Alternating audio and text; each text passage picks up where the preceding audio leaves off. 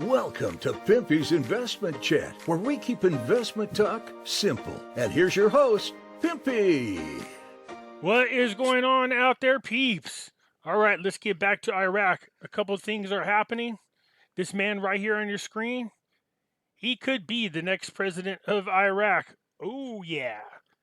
This is the one person that at least both sides agree on and feel they could trust. Burham Saleh. Now, if we could just get Al-Kadhimi back in there, we'll be rocking and rolling.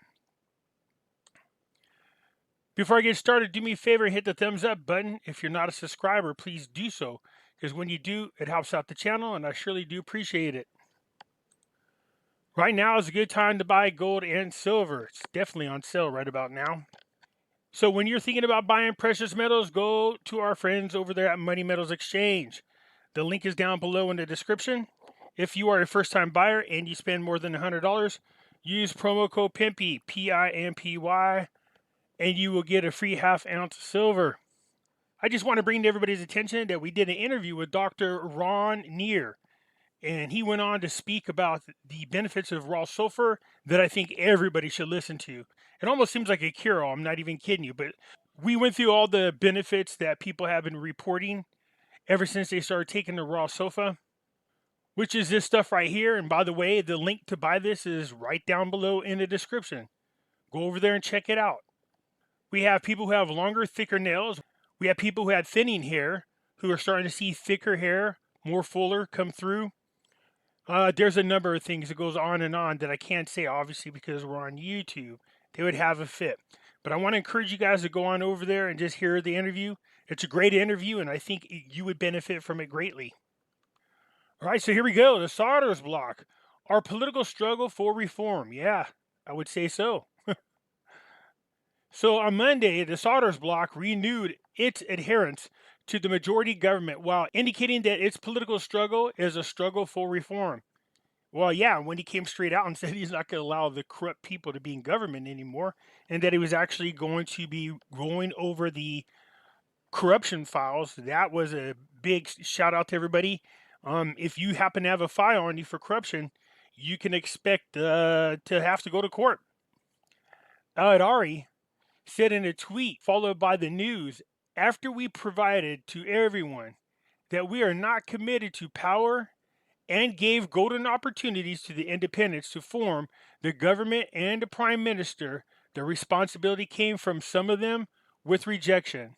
But we are moving forward with reform, noting that our political struggle is a struggle for reform. It is not for the sake of sharing the spoils of the power.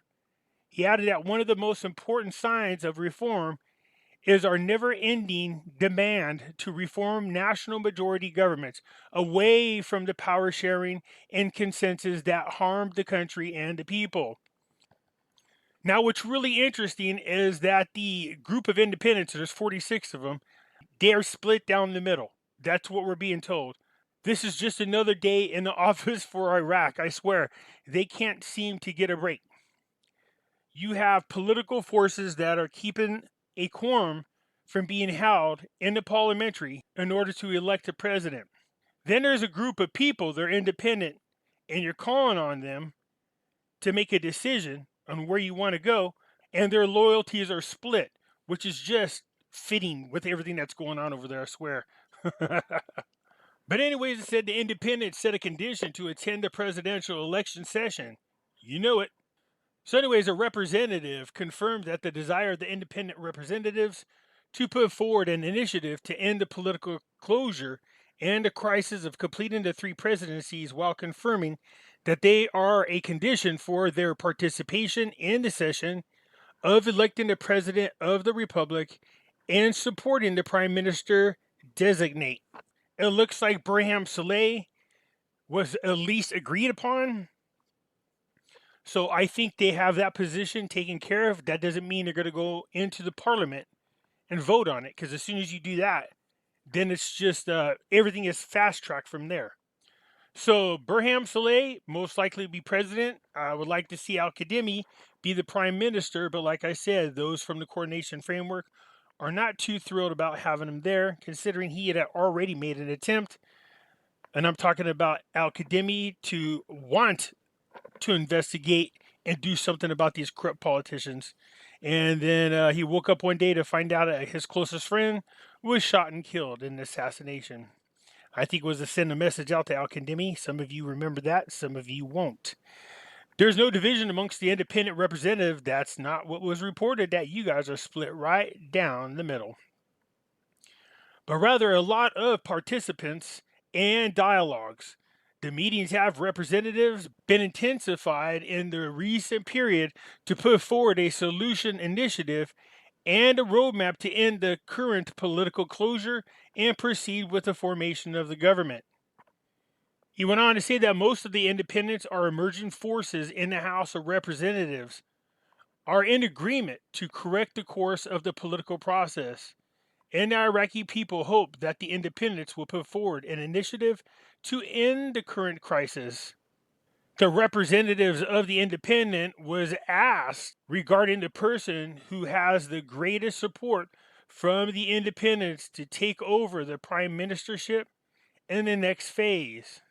The representative stressed that no names have been specified, but rather specification and criteria have been set for naming the prime minister and members of his cabinet. Completing the 3 presidencies and achieving these criteria will push the independents to support the holding of the presidential election session. Meanwhile, at Barzani's headquarters, the Save a Homeland meeting discussed forming a government and the Soros movement's initiatives. So Barzani said in a statement which was received by the news that the National Rescue Delegation, which includes Parliament Speaker Halabasi, leader of the Azam Coalition, Kanjur, and leader of the Soros movement, Adari, arrived at Erbil today, noting that the delegation headed after arriving at Erbil's International Airport. Of course, the delegation met with Barzani and they discussed with him the Iraqi political situation, the formation of the new Iraq government, and the initiative of the Soros movement, explaining that the meeting was attended by Fadel Marani, Secretary of the Political Bureau of Kurdistan Democratic Party, and Reber Ahmed, the Democratic candidate for the post of President of the Republic. So as we are aware, the Coordination Framework and the Soros movement both put forward initiatives. So they're speaking about these initiatives. Financial advisor to the Prime Minister, financial abundance is a historical opportunity for Iraq. I would say so, and I hope they take advantage of this. But again, this is really going to depend on who forms a government and who gets into power. The last thing we need is a bunch of corrupt politicians in there figuring out how to rob the Iraqi people of their money. Anyways, the advisor to the Prime Minister, Saleh, said in a statement, the financial surplus that are obtained recently came from the rise in the oil prices in the world and are linked to the war in Russia. And it is not possible to know how long this war will last, but there are expectations that it will remain until 2024, and thus Iraq will achieve a great financial abundance. Now, if we could just get them to do what's necessary, and it looks like they're well on their way with the reform papers, they really have to build the private sector, build the public sector, create companies that will contribute to the GDP without them relying so much on oil to finance their whole budget. In addition to that, they have to figure out a way to take care of the poor people.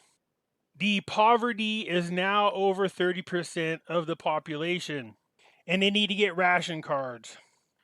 So now that the poverty in Iraq has grown to above 30% of the population, they have to deal with the issues, including the irregularities of the ration cards. Saleh pointed out that 80% of the income of the poor goes to food, while the amount of what the rich and the middle class spend on food does not exceed 30% because their income is large. Noting that the absence of ration cards would increase the area of poverty in Iraq. The more people you can get to depend on the government, the more you can push them right into the universal basic income and right into the CBDC. This is going on around the world. Their governments are not going to help these people. Their whole goal is to get you desperate and whining to accept the CBDC. He continued to say, as for the anvil, it is to go to investment projects, as there are major projects in Iraq that are suspended, and their operations will add an added value to the national economy and employ thousands of workers, such as a fertilizer and petrochemical projects, important factories in the oil industry, and many other areas of production. Yes, get them going, please. So they're going to have a lot of extra money this year. It is projected that they'll have 26 billion extra dollars. There's a lot they could do with this. Man, I can only imagine what Iraq is going to be like in the future, as long as they can keep from fighting with one another.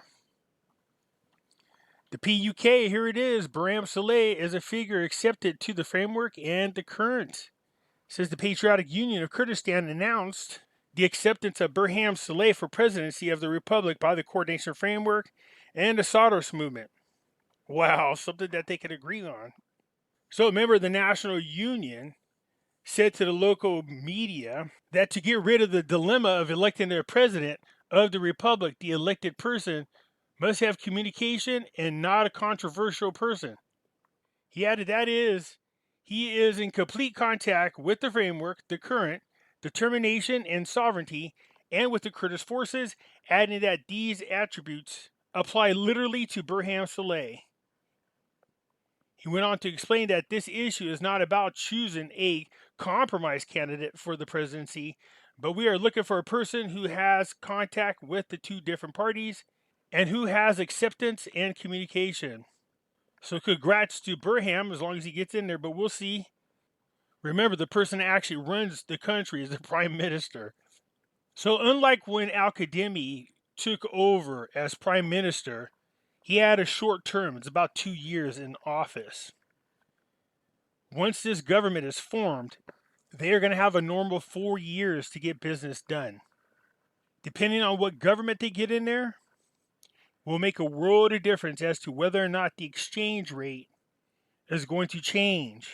Remember, you need a steady government, one that's not corrupt, a steady economy, strong GDP.